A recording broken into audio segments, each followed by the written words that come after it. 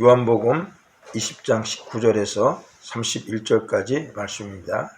이날 곧 안식 후 첫날 저녁 때에 제자들이 유대인들을 두려워하여 모인 곳의 문들을 닫았더니 예수께서 오사 가운데 서서 가라사대 너희에게 평강이 있을지어다. 이 말씀을 하시고 손과 옆구리를 보이시니 제자들이 주를 보고 기뻐하더라. 예수께서 또 가라사대 너희에게 평강이 있을지어다. 아버지께서 나를 보내신 것 같이 나도 너희를 보내노라. 이 말씀을 하시고 저희를 향하사 숨을 내쉬며 가라사대 성령을 받으라. 너희가 네 죄든지 사하면 사하여질 것이요 네 죄든지 그대로 두면 그대로 있으리라 하시니라. 12 제자 중에 하나인 디두모라 하는 도마는 예수 오셨을 때에 함께 있지 아니한지라. 다른 제자들이 그에게 이르되 우리가 주를 보았노라 하니 도마가 가로되 내가 그 손에 못자국을 보며 내 손가락을 그 못자국에 넣으며 내 손을 그 옆구리에 넣어보지 않고는 믿지 아니하겠노라 하니라. 여드레를 지나서 제자들이 다시 집안에 있을 때에 도마도 함께 있고 문들이 닫혔는데 예수께서 오사 가운데 서서 가라사대 너희에게 평강이 있을지어다 하시고 도마에게 이르시되 내 손가락을 이리 내밀어 내 손을 보고 내 손을 내밀어 내 옆구리에 넣어보라. 그리하고 믿음 없는 자가 되지 말고 믿는 자가 되라. 도마가 대답하여 가로되 나의 주시며 나의 하나님이시니라. 예수께서 가라사대 너는 나를 본 고로 믿느냐. 보지 못하고 믿는 자들은 복되도다 하시니라. 예수께서 제자들 앞에서 이 책에 기록되지 아니한 다른 표적도 많이 행하셨으나 오직 이것을 기록함은 너희로 예수께서 하나님의 아들 그리스도이심을 믿게 하려 함이요 또 너희로 믿고 그 이름을 힘입어 생명을 얻게 하려 함이니라. 아멘. 우크라이나가 러시아로부터 침공을 받아가지고 300만 명 이상이 인구국가로 피난을 갔고 지금도 한 4천만 명이 우크라이나에서 전쟁 속에서 고통을 당하고 있다고 그러네요. 지금 전쟁 중에 우크라이나 국민들과 백성들이 제일 원하는 건 뭘까요? 제일 중요한 건 뭘까요? 평화죠. 평강입니다. 평강, 평화, 안식. 그것같이 절박한 건 없는 거예요. 제일 중요한 것이 마음의 평강이에요. 그런데 이 소중한 것을 우리가 모르고 지나가고 생활하고 있는 거예요. 하나님께서 우리에게 마음속에 평강의 은혜를 부어줬다는 사실이 얼마나 귀하고 큰 겁니까? 우리가 고대 이스라엘 백성들을 보면은 하나님께서 기적을 베푸셔서 애굽의 바로왕 밑에서 이스라엘 민족을 해방시키고 또 홍해 앞에 다다랐을 때 바로의 추격을 받아서 절망 가운데 빠져 있는데 하나님께서 홍해를 가르셔서 이스라엘 백성들은 건너게 하시고 뒤따르던 애국 군대는 출장돼서 죽임을 당케 하셨잖아요. 그 기쁨에 젖어서 이스라엘 백성들이 할렐루야로 외치고 하나님을 찬양했습니다. 그런데 며칠이 못 돼서 그들이 수르 광야에 이르렀을 때 먹을 물이 없는 거예요. 그러니까 그들이 하나님을 향해서 원망합니다. 그 하나님께서 그 이스라엘 백성들에게 베풀으신 은혜와 기사는 어디로 다 날아가 버렸을까요? 눈앞에 현실에 닥친 문제 앞에서 그들은 원망하고 불평합니다. 그때 이 마실 물이 눈앞에 보여요. 그 물을 마셔보니까 너무 써요. 먹질 못해서 이스라엘 백성들은 더 화가 났어요. 더 원망하고 불평하죠. 그때 하나님께서 모세에게 한 나뭇가지를 지시하시고 나뭇가지를 던져서 그 물에 던지니까 쓴물이 단물이 되는 역사가 일어나잖아요. 뭘 우리에게 깨닫게 하는 거죠. 방법이 없는 게 아니잖아요. 방법이 있어요. 하나님께서 방법을 주시면 되는 거고요. 예비해 주셨어요. 그 하나님께서 우리를 위해서 예비해 주셨구나, 방법이 있구나, 그걸 아는 자체가 뭐냐면은 그게 평강이고 평안이에요. 그게 안식이에요. 그걸 모르면은 평안이 없어요. 평안이라는 것은요, 환경이 문제가 아니에요. 평안은 내 마음의 문제예요. 내 마음이 강하면은 평안이 있고요. 내 마음이 약하면은 환경이 아무리 좋아도 평안이 없는 거예요. 마라 쓴물이 단물로 변하는 기적을 체험받고 나서 그들이 엘림에 이르러 보니까 거기에 뭐가 있어요? 엘림에 물샘 12과 종려나무 70그루가 있다 그랬어요. 그러니까 실컷 마시고 실컷 먹었어요. 종려나무는 우리가 과일을 통해서 줄임배를 채우고 해갈은 뭘로 했어요? 물로 했잖아요. 그 광야에 지금 이 엘림, 수룩 여기가 다 광야예요. 사막지대예요. 사막지대에 뭐가 있어요? 사막지대에 오아시스가 있잖아요. 물샘이 오아시스 아닙니까? 그 사막에도 하나님은요 오아시스를 두셨어요. 예수님의 제자들을 우리가 잠깐 생각해 볼까요? 예수님께서 십자가에 못 박히기 전에 십자가에 처형을 당하고 죽고 난 다음 3일 후에 살아나신다고 분명히 당부하시고 말씀하셨어요. 여러 번 말씀하셨잖아요. 그런데 예수님 십자가 처형당했습니다. 처형당하고 난 이후에 그들의 모습은 어떤 모습이죠?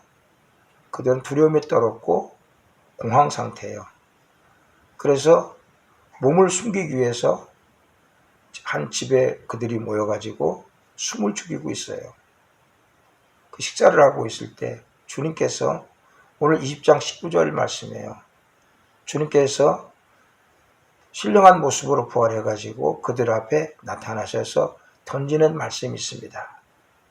그 말씀이 무슨 말씀이에요? 너에게 평강이 있을지어다.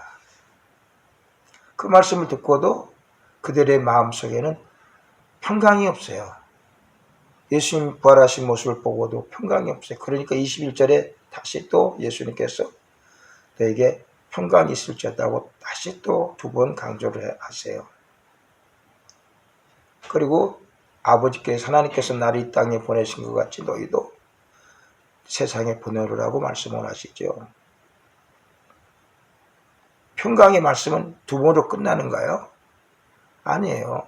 누가복음 24장 36절에서도 평강이 있을지어다 선포하신 말씀이 기록되어 있고요. 세 번째 평강이 있을지어다 말씀하신 것은 20장 26절의 말씀이잖아요. 예수님이 부활하신 후 8일 후에 제자들이 모여 있는 곳에 나타나셔서 또다시 평강이 있을지어다고 말씀하셨어요. 그러고 난 다음에 제자들은 하나님 주님의 부활하신 모습을 보았고 평강이 있을지어다는 메시지를 들었고 그럼에도 불구하고 제자들은 평강이 없어요. 그걸 우리가 어디서 발견하게 되냐면은 바로 요한복음 21장에 보니까 베드로와 및 제자들이 고기를 잡으러 바닷가로 나가잖아요. 그런데 종전에 그렇게 잘 잡히던 고기가 하나도 안 잡혀요. 왜 안 잡히는 줄 아세요? 여러분 경험하시잖아요. 내가 마음의 평강을 잃어버리면은 내 마음이 신란하고 평강을 잃어버리면은요 불안하면은 아무 일도 안 돼요. 그렇죠? 평강은 뭐냐면 여러분, 사람 인생 사는데 추진력입니다. 평강 잃으면 다 잃어버리는 거예요. 손에 안 잡히는 거예요. 그러니까 고기가 안 잡혀요. 그때 예수님이 나타나셔서 외치시잖아요. 얘들아, 고기가 얼마나 잡았냐? 고기를 얼마나 잡았느냐? 한 마리도 못 잡았습니다. 그래, 오른편에 그물을 내려봐라. 그래서 얻은 게 고기가 몇 마리입니까? 네? 153마리나 잡았어요. 그 잡아가지고 끌고 올라가서 보니까 예수님이 숯불에다가 고기를 생선을 이미 어디서 준비하셨는지 구워가지고 준비하고 계세요. 이렇게 조반을 같이 먹으면서 예수님께서 다시 거기서 성찬을 하세요. 떡을 떼시고 고기를 떼셔서 저희들에게 기도하며 주시는 거예요. 자, 이렇게 여러 번 교제까지 하시고 평강이 있을지어다 교제까지 하셨는데 불구하고 그들 마음속에 평강이 있나요? 사도행전 1장을 보니까 어디서 그들의 모습을 발견하겠냐면은 그들이 예수님의 부활하신 모습을 보고 예수님께서 너에게 성령을 내가 약속한 대로 너에게 성령을 주겠다고 말씀하시니까 뭐라고 말하죠? 그들이 이스라엘을 회복할 때가 이때이니까 라고 얘기하잖아요. 아직도 그들은요, 지금 주님이 말씀하시는 것이 무엇인지를 모르고요, 우리 인생이 가져야 될 가장 소중한 것이 무엇인지를 알지 못하고 있어요. 이스라엘, 이 세상 것이 그들은 가장 크게 보인 거예요. 먹고 누리고 쓰고 사는 것, 이것이 큰 거예요. 우리가 죽은 다음에 영혼이 부활하고 영원한 생명이 있고 하나님 품 안에 사는 것, 그것은 안중에 없는 거예요. 부활하신 모습을 보고도. 로마서 14장 17절에 어떤 말씀이 있습니까? 하나님 나라는 성령 안에서, 하나님 나라는 먹고 마시는 것이 아니요 성령 안에서 의와 평강과 희락이라 그랬어요. 의와 평강과 희락을 추구해 나가야 되는 거예요. 하나님의 백성들이라면은. 그런데 보세요. 그들은 어디에 지금 빠져 있냐면은 세상 일에 빠져 있어요. 그러니까 뭘 잃어버린 거예요? 평강을 잃어버린 거예요. 그래서 여기다가 주님께서 말씀하시잖아요. 너희가 성령을 받으면은 권능을 받고, 너희에게 성령이 임하면은 권능을 받고 그러잖아요. 성령이 임하면 권능 받는다고. 그리고 이들에게 뭘 주시는 거죠? 예수님께서 평강이 있을지어다 함에도 불구하고 그들이 평강한 데다가 마음을 모으지 못하니까 성령 받으라 그런 거예요. 숨을 크게 내쉬면서 외치시는 말씀이 성령을 받아라. 그리고 말씀하세요. 자, 우리 인생, 여러분, 인생은 우리가 마치 사막을 걷는 것 같은 느낌이 있어요. 사막을 걷는 거예요. 사막은 언제 모래바람이 불지 몰라요. 모래바람이 심하게 불면은 머리에 묻혀서 죽을 수도 있어요. 그리고 사막은요, 물도 없어요. 그 다음에 사막은 그늘막이 없어요. 나무가 없으니까. 그러니까 사막에 들어가면은 잘못하면 죽어요. 무엇 때문에? 부족한 것이 많이기 때문에. 우리 인생이 여러분 부족한 것이 없다고 생각하십니까? 아닙니다. 우리도 모르게 돌풍을 만날 수 있어요. 우크라이나가 전쟁이란 돌풍을 만난 듯이 우리나라에도 돌풍을 만나지 않는 보장이 어디 있어요? 다 돌풍이 있습니다. 이런저런 모양의 돌풍이 있습니다. 그런데 놀라운 것은요, 우리에게는 뭐가 준비되어 있냐면은 사막에 마치 오아시스를 준비해 놓았듯이 우리 인생에는 오아시스가 있어요. 그게 여러분 소망이에요.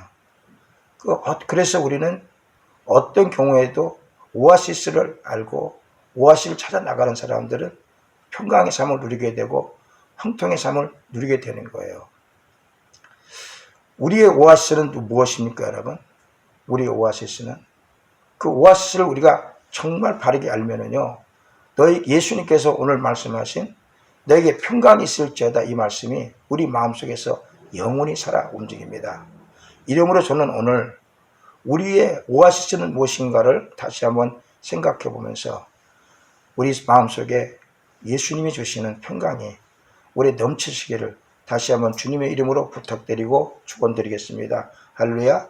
첫 번째로 우리의 오아시스는 말씀입니다. 여러분, 우리의 오아시스는 말씀이에요. 말씀이 들어오면은 해갈이 됩니다. 말씀이 들어오면은 여러 가지 갈증이 우리는 해갈돼요. 시원해요. 갈증이 일어났을 때 물을 마시면은 시원하잖아요. 살아날 때 기쁘잖아요. 평강이 임하잖아요. 여러분, 우리 인생에서 말씀은 우리의 영원한 시원한 샘물이에요. 생명수예요. 말씀이 여러분 속에 그래서 있어야 되고요. 여러분 말씀을 그래서 자꾸 먹어야 돼요. 말씀을 여러분 속에 담아놔야 돼요. 이사야서 55장 1절에 보니까 너희는 내게 나와 들어라. 목마른 자들아 너희는 내게 나와 들어라. 네? 너희는 값없이 와서 포도주와 젖을 사서 먹어라. 나를 청종하라. 그럼 너희 영혼이 살리라. 나를 청종하라. 나를 청종하는 게 뭘 청종하는 거죠? 하나님의 말씀을 청종하라. 그럼 너희 영혼이 살리라. 물로 나와서 물로 나오라. 그 물을 말하는 거예요. 물을 먹는 거는 비유를 했어요. 말씀이에요. 말씀을 먹어라. 그럼 네 영혼이 살아. 즐거운 곳을 네가 얻게 될 거야. 소망을 얻게 될 거야. 평강을 얻게 될 거야. 안식을 얻게 될 거야. 그 말씀을 먹어라. 말씀하신 거잖아요. 아모스 8장 11절에도 내가 이 땅에 기근을 보내리니 양식이 없어 주림이 아니요 물이 없어 가람이 아니요 오직 말씀을 듣지 못한 기갈이니라. 말씀을 들어야 돼요. 여러분들이. 말씀을 먹어야 돼요. 그럼 기갈이 해갈되니까 여러분의 뭐가 있어? 기쁨이 있고 소망이 있고 형통이 있는 거예요. 시편에 우리가 19편 7절 8절에도 동일한 메시지들이 있습니다. 여호와의 율법을 완전하여 영혼을 소생케 하고, 여러분 여호와의 율법은 완전하기 때문에 율법을 여러분들이 마음속에 듣고 마음에 두면은 여러분 영혼이 소생해요. 내 몸속에 들어와서 우리 영혼을, 우리 육체를 소생시키는 것과 같이 우리 영혼을 소생시켜요. 그리고 19장 8절에 보니까 여호와의 계명을 순전하여서 우리 마음을 기쁘게 한대요. 그 기쁨은 뭐하고 연결되는 줄 아세요? 기쁨은 평강과 연결되는 메시지입니다. 말씀을 들으면 평강이 있고 기쁨이 있고 소망이 넘치는 거예요. 그 말씀 안에는 다 모든 게 다 있어요. 말씀 안에는. 신명기 3장 15절 같은 경우는 그래서 말씀 안에는 생명과 축복과 사망과 화가 말씀 안에 있다 그랬잖아요. 그 말씀 안에 우리 모든 게 다 있어요. 그 말씀은 내 발의 등이요 내 길의 빛이니이다. 말씀과 중요한 게 어디 있어요? 소중한 게 어디 있어요? 말씀을 여러분들이 친근하게 대하면은 그 말씀이 여러분들의 인생을 바른 길로, 형통한 길로, 축복 길로 인도하시는 거예요. 그 말씀은 어머니같이 가까이 해야 되고, 친구처럼 가까이 해야 되고, 네? 부모처럼, 아버지처럼 우리가 따라야 되고, 말씀은 나의 생명이구나. 그래서 이 말씀을 소중히 여기고 항상 가까이 하는 자세를 갖는 것이 얼마나 중요한지 모릅니다. 다윗이 보면은요, 다윗은 30살에 왕이 돼가지고 70살까지 살았어요. 근데 왕으로 기름 부은 때는 언제냐면은 20살 때예요.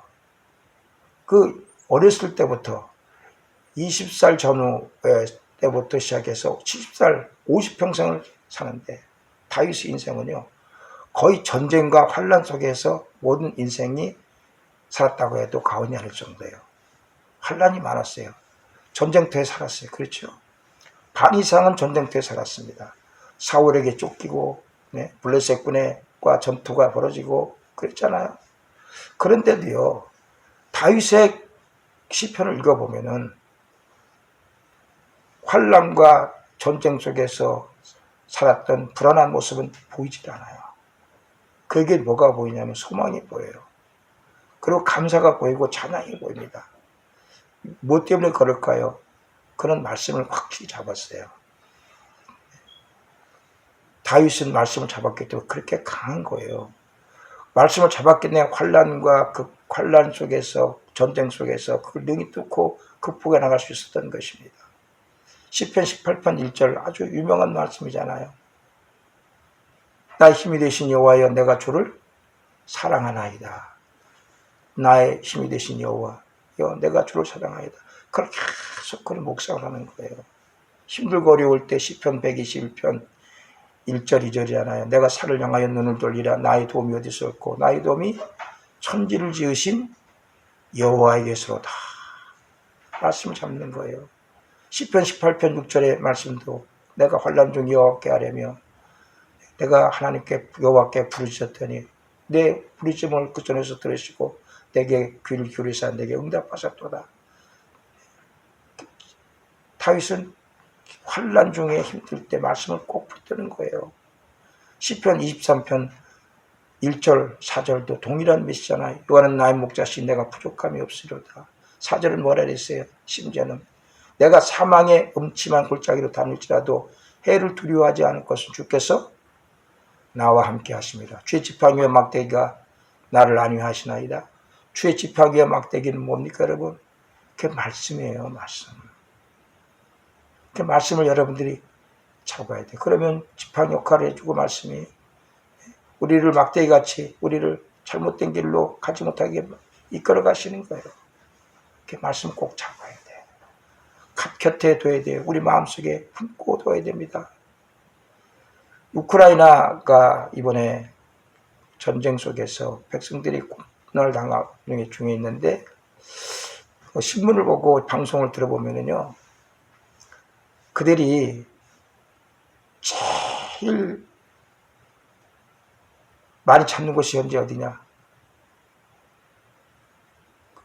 지하에 숨어 있으면서도요, 그 지하 속에서도 십자가를 걸어놓고 예배를 드리는 사람이 그렇게 많대요.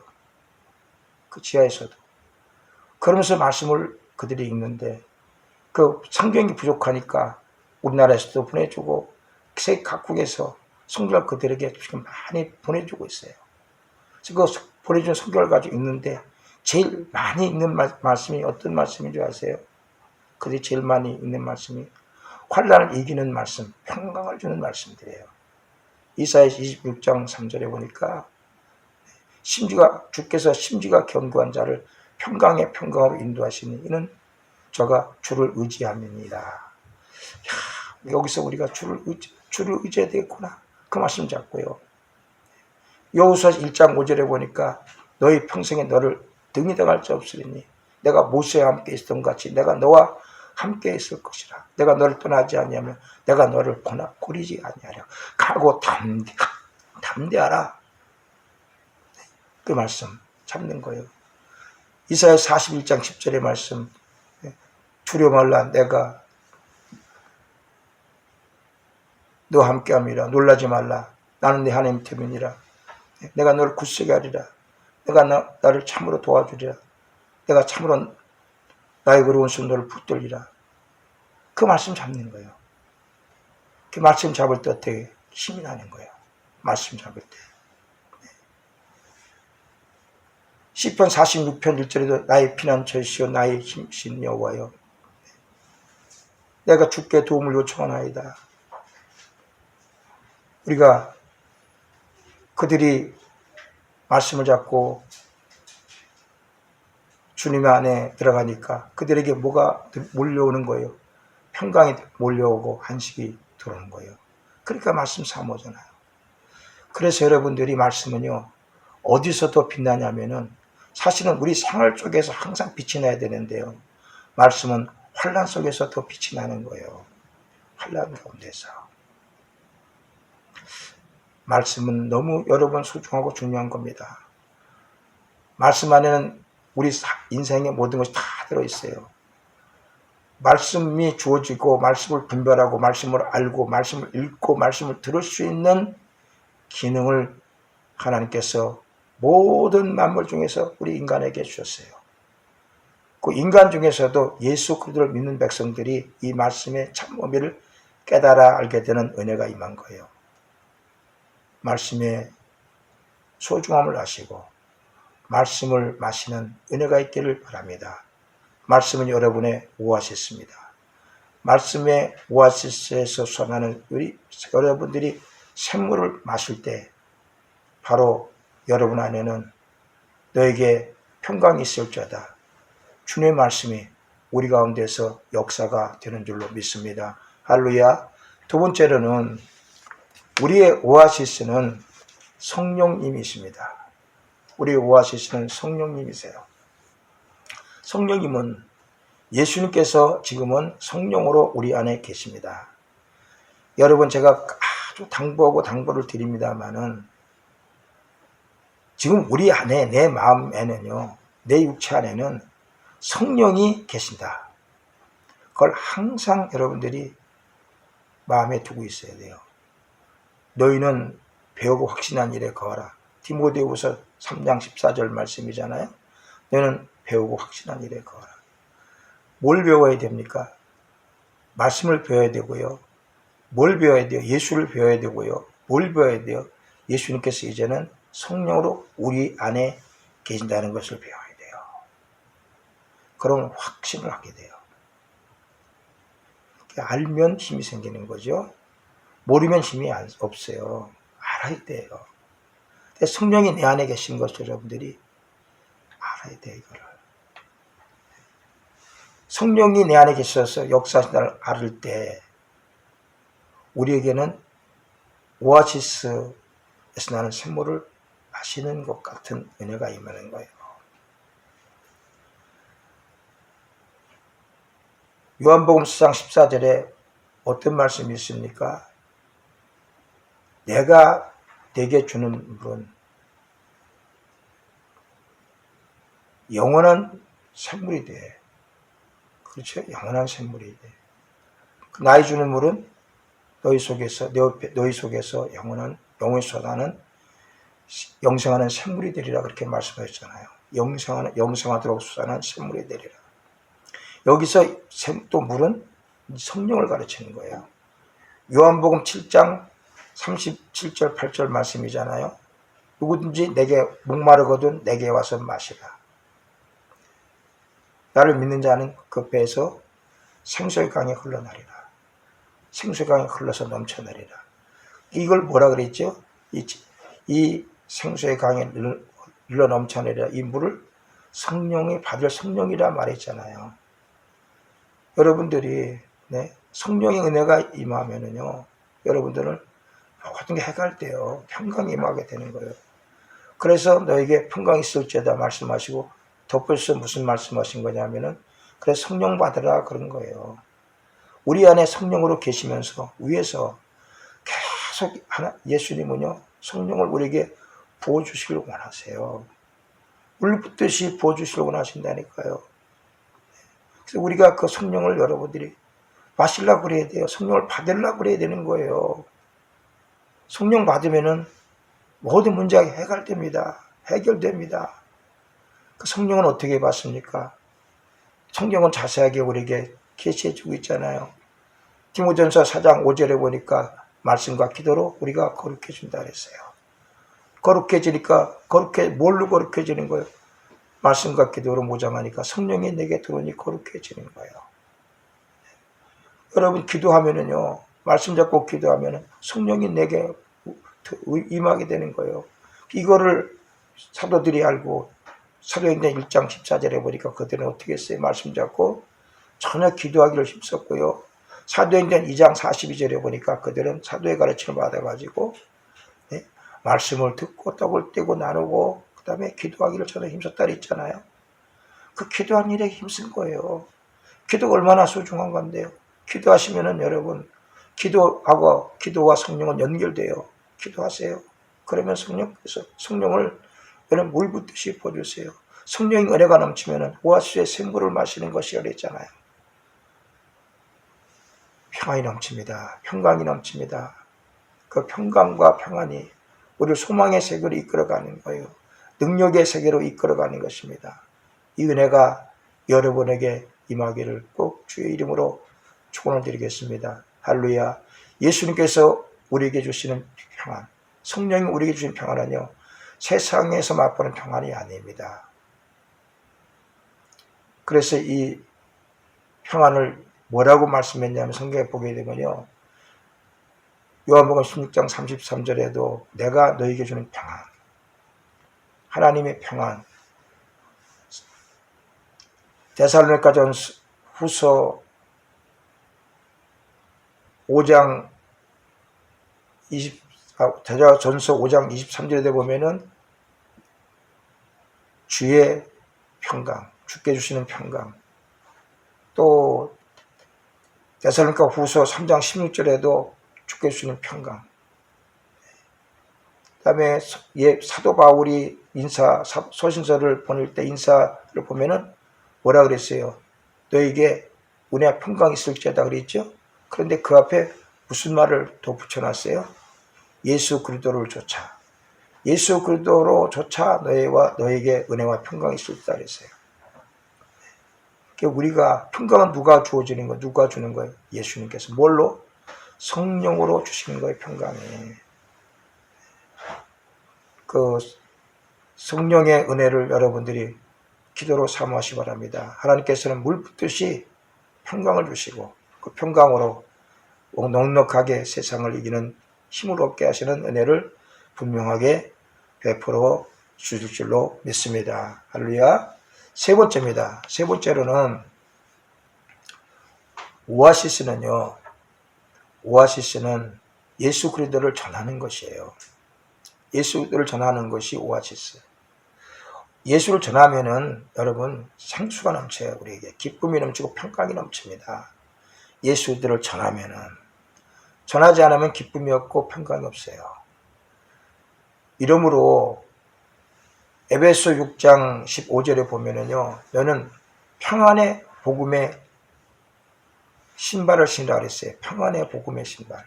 평안의 복음의 신발은 뭐죠? 전도하는 신발이에요. 전도하는 발이 된다는 거예요. 전도하는 발은요, 주님께서 평강으로 인도하세요. 평안으로 인도하세요. 그래서 어떤 분은 지금도 계속 전도를 나간대요. 왜 전도를 나가냐 했더니 자기는 전도를 나가지 않으면 평안이 없대요. 전도를 갔다 오면 평안이고 기쁨이 있다는 거예요. 전도를 하면은, 우리가 주의 일에 헌신하면은요, 하나님께서 우리에게 평강을 주세요. 주님 평강을 주세요. 왜 그럴까요? 주님은 평강 자체이시기 때문에 그런 거예요. 이사야서 9장 6절에 보니까 예수님은 평강의 왕이라고 그랬죠. 전능한 하나님이시면서 평강의 왕이세요. 주님은 평강이시기 때문에 우리가 전하면은 평강을 주세요. 전할 수 있고, 몸으로 전할 수 있고, 헌신으로 전할 수 있고, 말씀으로 전할 수 있고, 여러 가지로 전할 수 있습니다.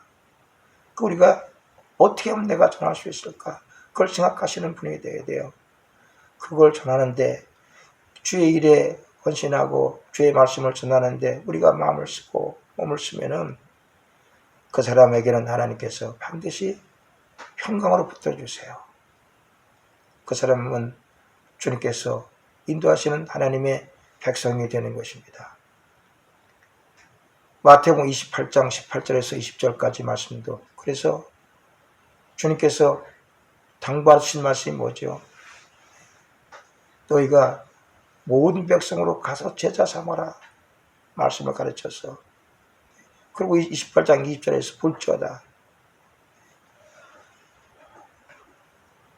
내가 세상 끝날까지 내가 너희와 항상 함께 할지어다 그랬잖아요. 한다 그랬잖아요. 마가복음 16장 20절도 마찬가지예요. 풍부하신 게 뭡니까? 온 천하에 다니면서 16장 15절에는 만민에게 복음을 전파하라고 그러고 20절에서는 제 아들이 그 말씀을 받고 나가서 두루 전파할세. 네? 그 다른 표적으로 말씀을 확실히 증거하시라고 그랬잖아요. 다른 표적 주세요. 전할 때 다른 표적 주세요. 되게 유익이에요. 이거 여러분들이 전하는 체제로 우리가 돌아가야 돼요. 바꿔줘야 됩니다. 누가복음 24장 48절에서는 너희는 이 모든 일의 증인이라 했어요. 여러분도 증인의 삶을 살아야 된다는 거잖아요. 증인된 삶을 살아야 돼요. 나는 어떤 방법으로 증인될까? 내가 물질로 증인이 될까? 내가 몸으로 증인이 될까? 내가 말씀을 전해서 증인이 될까? 유튜브로 내가 증인이 될까? 자꾸 증인될 것을 생각해야 돼요.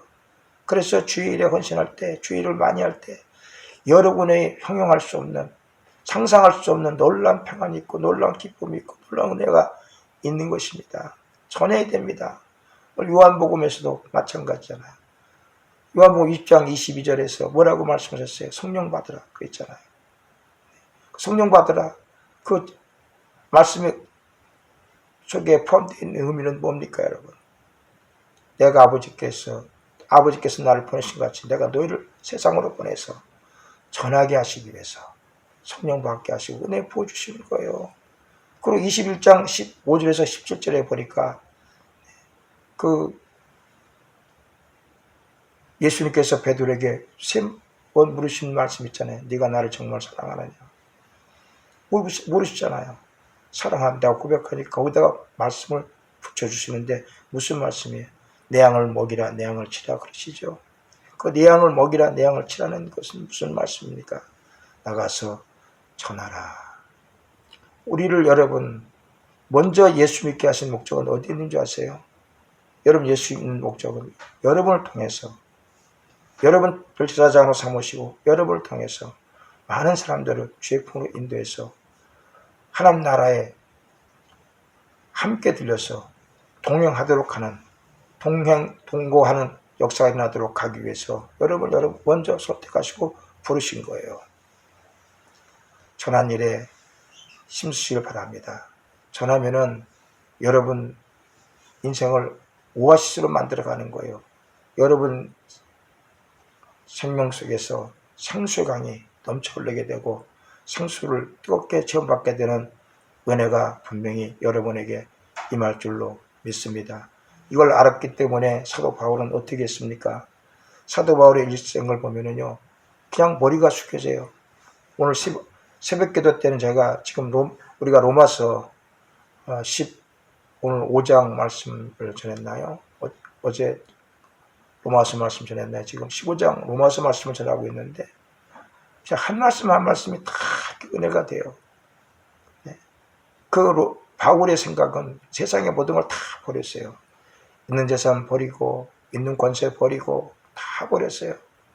그 얼마나 전도가 좋길래 얼마나 전도가 귀한 것이라는 걸 알았길래 그는 세상 모든 걸 다 버렸을까요? 물질을 버리고 세상 시간을 버리고 권세를 버리고 다 버렸을까요? 그리고 오로지 평생에 자나깨나 그가 생각하고 하는 일은 뭡니까? 전도하는 일이에요. 전도하는 일. 그러니까 그가 고백을 하기를 감옥 속에서도 고백하기를 뭘 고백합니까? 박힌 사람들을 염려하고 있어요. 박힌 사람들 보고 기뻐하래요. 기뻐하라는 얘기는 감옥에 있는 바울이 지금 기쁨 속에 있잖아요. 평강이기 때문에 그렇게 외칠 수 있는 거잖아요. 그 중에 한 말씀 빌립보서 장 6절 말씀이잖아요. 너는 아무것도 염려하지 말고 등모질에 기도와 간구로 너희 구할 것을 감사로 아뢰라. 이는 모든 지각에 뛰어난 하나님이 평강으로 너희 생각과 마음을 지키시라 그랬잖아요. 자, 그게 아는 거예요.